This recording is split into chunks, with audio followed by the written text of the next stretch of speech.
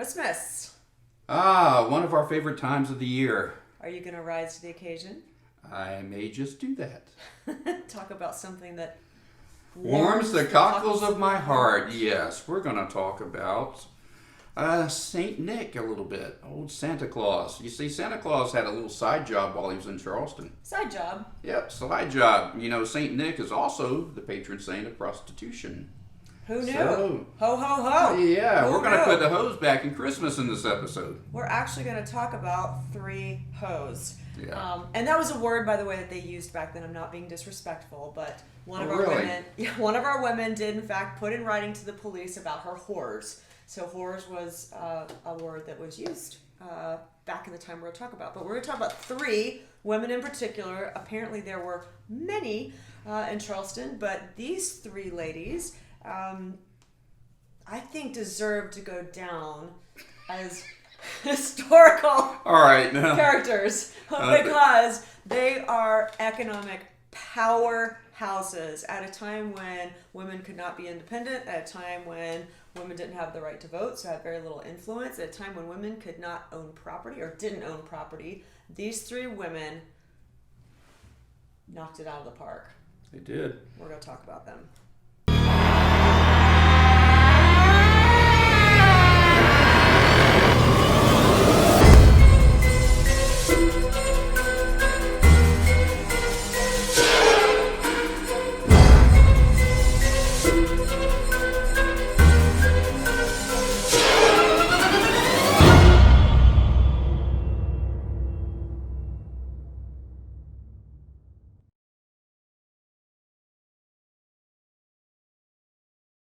Grace.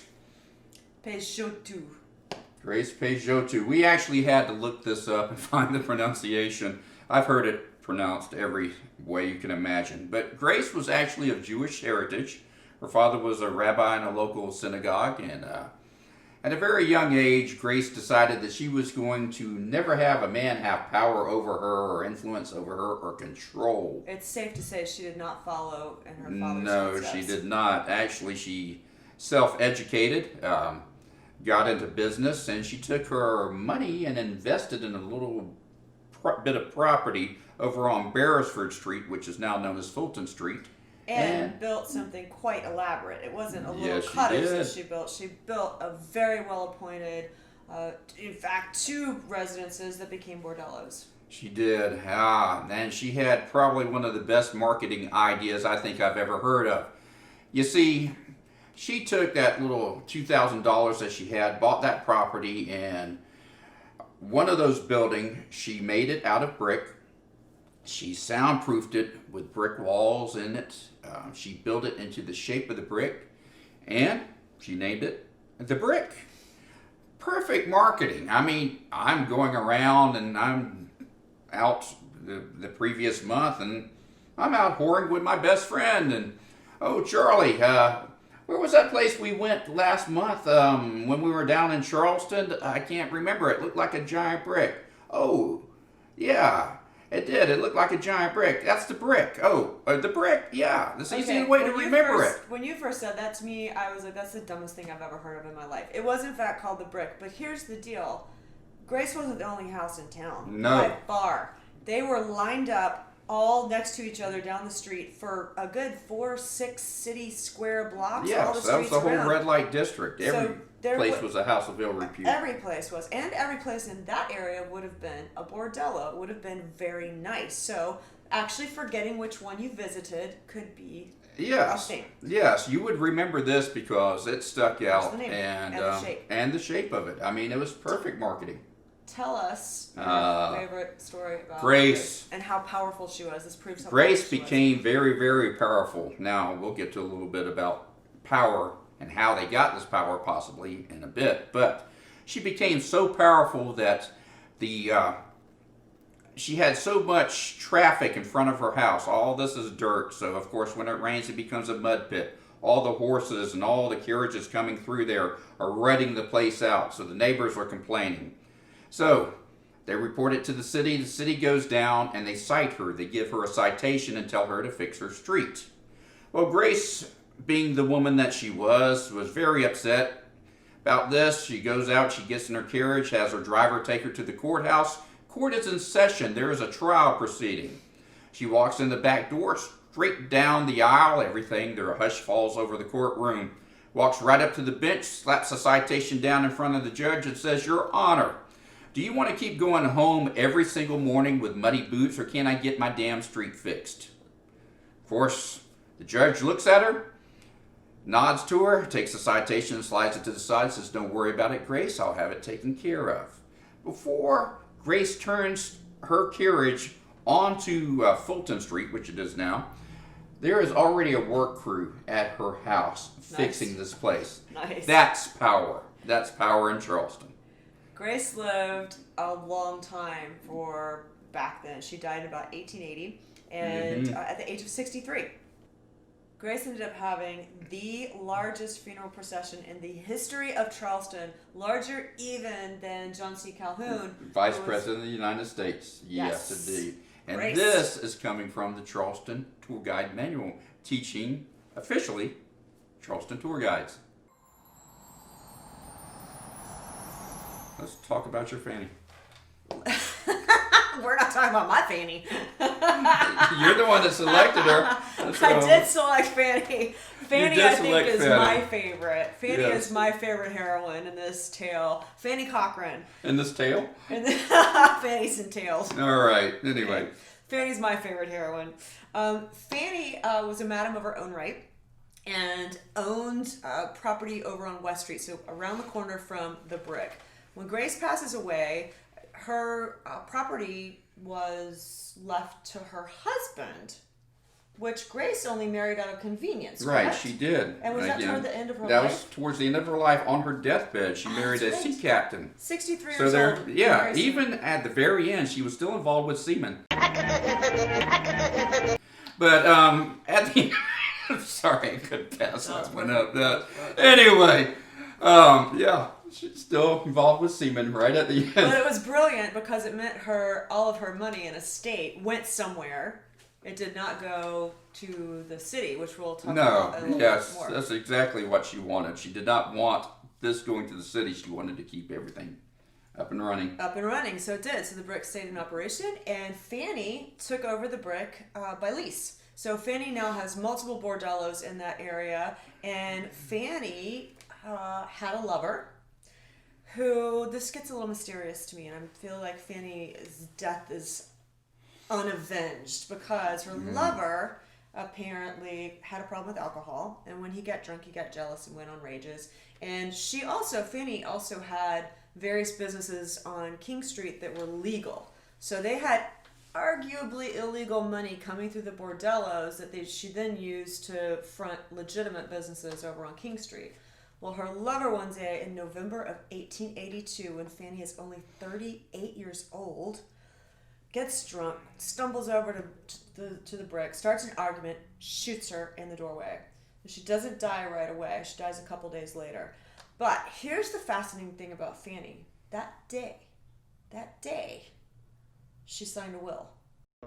Did she sign it with an X? She Just made her signed it mark, in with other an words. X. So we actually don't know when the will was made. Was it done after she's shot and she's dying? Was it done right before, and then her lover comes over and kills her, thinking he was going to get all of the money? Or was she already dead and everything was done after it? It also tells us That Fanny is- couldn't read and write. She had to make her mark with an X. Well, the man who shot her, there was no question as to she was murdered, because she did die a few days later. He was tried. He was sentenced to death. He wasn't sentenced to death. He was sentenced to 20 years. Which then he could have been sentenced to death, but he wasn't. Sentenced to 20 years. He only served a couple of years, and this is the fascinating twist with Fanny's story. The same men who signed her indictment, I believe, later then seek to have her lover pardoned from the governor. And we have something in writing that says, we will pay you. So they're actually willing to pay the governor in order to get this To buy the poor pardon. man out of jail, because the only reason he shot her, I mean, it wasn't it wasn't his fault. He was an otherwise very good man, they claimed. It was only those couple of years he spent with Fanny that got him into alcohol and made him crazy because of her such terrible bad character. So really it was her fault that he ended up shooting and killing her.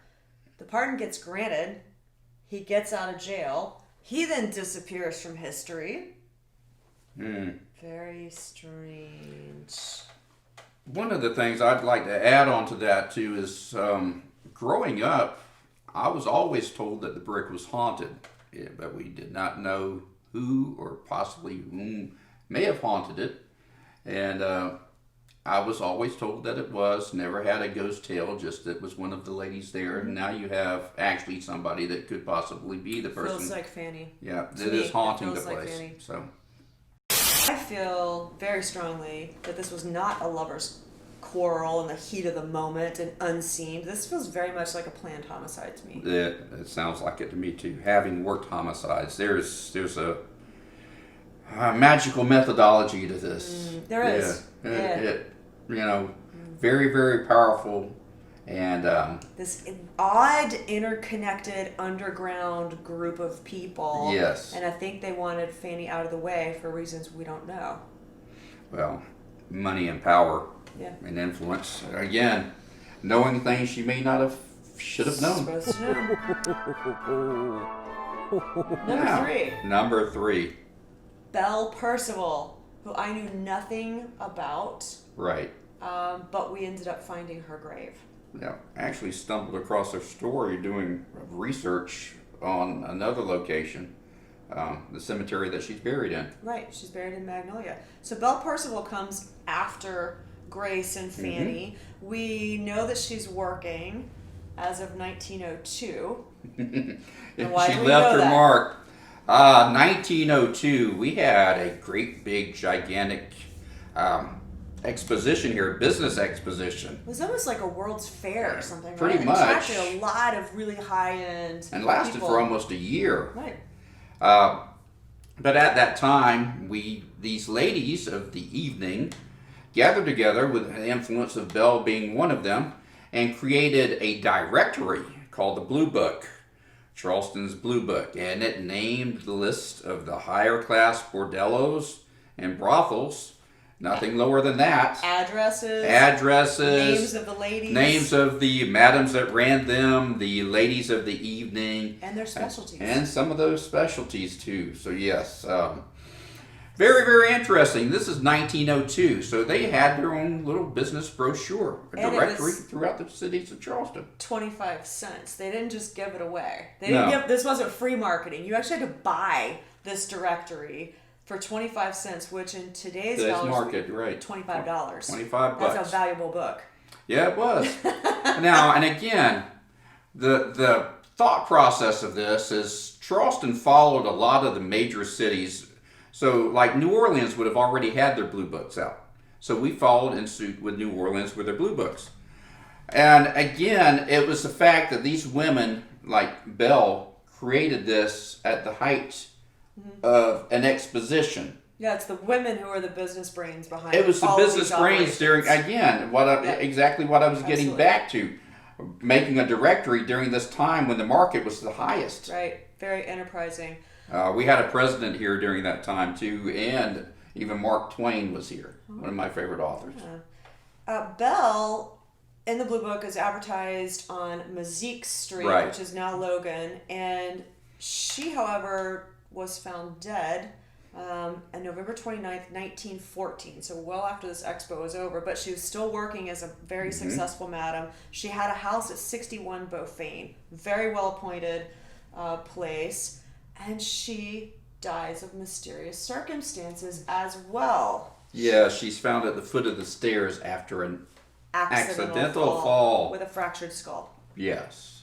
I mean, Scarlett O'Hara fell down the whole dang flight of stairs in the movie and she didn't die, so I don't see how Belle could fall down a little bit of stairs and fracture her skull, but whatever.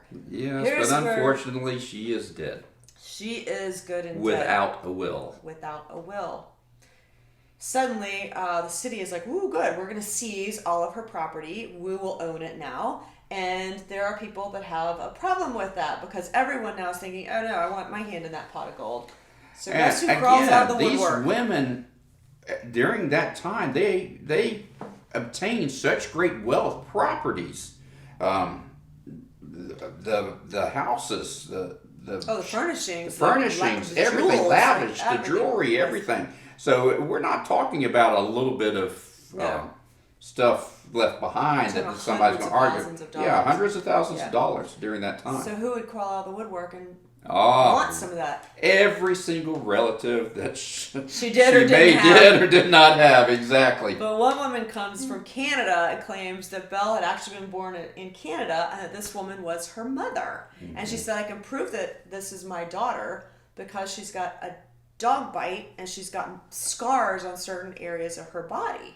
Now, of course, probably many people in Charleston had seen those scars. They probably did. Also, the city did their best to keep this argument, to keep this body from being exhumed to prove anything. Well, that's the crazy thing. By this point, by the time everybody comes and starts arguing over this money, Belle's well and good in the ground. Right. And there is a man who had been living in the house with Belle at the time who insisted that Belle wanted a very lavish funeral and a procession and the plot in Magnolia. She wanted the whole 9 yards, and she did get that. So he was able to use the funds on hand to stage a very elaborate funeral. Mm-hmm.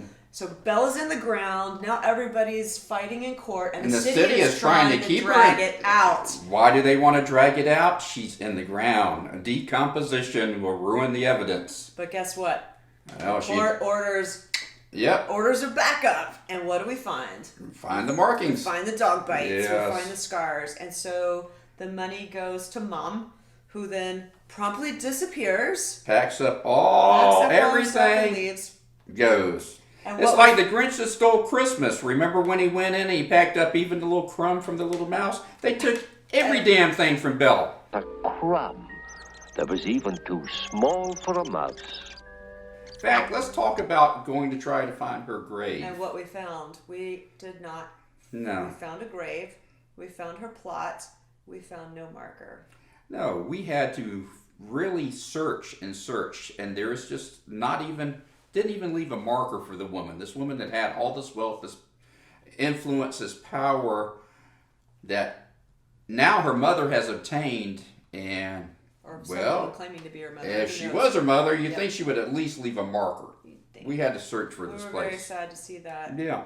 So we were researching it. Every time I did hear the story or I went back going over it, I assumed, and it's a knowing I feel like I'm having within me or have within me, that the man who was living with her, they were not lovers, it's not her husband. His name was Isaac Shumsky, and the fact that he really wanted to make sure that she got the funeral that she deserved, I feel like she was providing for him living in that house, and I feel like he was gay. Which made me wonder, because it would certainly not have been accepted to be a gay man then. No. But it did make me wonder, women aren't the only ones entertaining the men in these bordellos. Men might be in the bordellos entertaining men as well. During those times, prostitution was basically ignored at points. The women gathered together. They were getting fined and raided at times, but the madams got together and they made arrangements with the city to where they'd go in, they'd pay $100 per house per month into the city. They'd pay their bonds before they were ever arrested. So they never got arrested. So they're paying into the city funds already. Talk about psychic. Yeah, I'm going to pay my bond before I ever get arrested. Yeah. So they're paying these bonds already into the city of Charleston, and they're not getting bothered. It's accepted. And even the wives of the gentlemen, it was accepted. Their girlfriends at these places, they were called sporting women. So it was readily accepted. So how did these women, these madams, get so powerful? What did they have over these influential people in Charleston to where they rose to such power? Well, fetishes, homosexuality, and all of the things that were taboo back then, these people wanted to hide it, and these ladies had their secrets. Absolutely. And I think that's how Grace got that citation taken care of by the judge. Yeah, if the judge was fooling around on his lady friend, his wife, people wouldn't be too upset about that. But what if the judge had seen another man in that house? Or one of the judge's friends, and he needed to protect his friends. Yeah, again, you've got some sort of power. When something's generally in the element of the city of Charleston and it's out there in the open and it's accepted, you don't have any power. So right. What is the power is what's hiding in the shadows and hiding there. So what was in the shadows at this point? Well, there was more, but you also had an idea Grace. of There may have been a reason why Grace didn't have a man in her life. She didn't need one, in my honest opinion, and this is coming from a man, is that the reason that she lasted so long and did so well is she did not have a man involved in it to fuck it all up, screw it all up. Sorry, it's Christmas. I'm taking back the F-bomb. You're going to be a naughty list if you keep talking like that. And I will do an uppercut to him. Now, to screw it all up. Now, because two of our heroines are not like the other. Two died under very mysterious circumstances. I do believe Fanny. Yeah, let's just say it. We both believe they were murdered. Both believe they were murdered. Yeah. Well, we know Fanny was murdered, but I feel like her murder was planned and it's not avenged. Belle, I feel like, was murdered. Yeah, Grace is fine. So you're actually thinking that Grace could have been gay herself. Quite possibly. And that resonates. So somebody visited me in the middle of the night. Really? And was it wasn't Santa? Santa Claus. Was it Santa? It wasn't Ho, Santa. ho, ho. Well, The maybe night just one before hope. we went, it was only one hope. The night before we went to Magnolia to find Belle's grave, I was visited by this woman, and she, maybe spirit person, I've seen it in my mind's eye. She appeared with light hair swept up in a formal fashion. Her glasses, she had glasses on that were gold rimmed, and she was in a very, very fine tailored outfit. So jacket on top, it was burgundy, very fitted, and rushed fancy sleeves with gold piping. And she appeared standing next to an Asian man, and I could hear that his nickname was the Chinaman. And he appeared in very lavish clothes himself. He was wearing a tuxedo. And I had the sense that they were not lovers, they were not together, but they were somehow business partners. And I thought, there's Grace. No, Grace, Fanny, Belle, they didn't have male business partners. So was this guy the bouncer? And that didn't make sense. So I ran all this by you, and you went down another rabbit hole. Yeah, I went down another rabbit hole. Well, fascinatingly enough, it's not hard to believe that the vices were interconnected. But during this time, like the 1850s, we had the Chinese coming over. They were working on the railroads, connecting the railroads across America. So we had a significant Chinese significant population in right Charleston. that moved into Charleston. Now, during the 1870s, 1880s, it became the height of what was known as opium dens. The Chinese were heavily involved in this, and in a lot of the major cities, they basically aligned themselves with the houses of prostitution. That was not uncommon. We've seen with the Charleston Blue Book that we talked about that we modeled that after New Orleans. Well, in places like New Orleans and San Francisco, the opium dens were connected to the houses of prostitution. So, if Charleston followed suit, it would not be uncommon for one of these madams to be involved with somebody involved in the opium trade. So they could have been making money off of the drug dealing and the drug using. Working hand in hand. Working hand in hand. Yeah. That makes sense to me. So that's another rabbit hole to jump down for another day to find out who this Chinaman is. But again, the time frames, the vices involved with each other, that would make perfect sense during that time frame. I hate to admit that, but you know. Why? Well, again, that's stepping out of my tangible, physical, evidentiary type of things. But again, you've surprised me more than once, so we'll see what that leads to. Merry Christmas. Merry Christmas.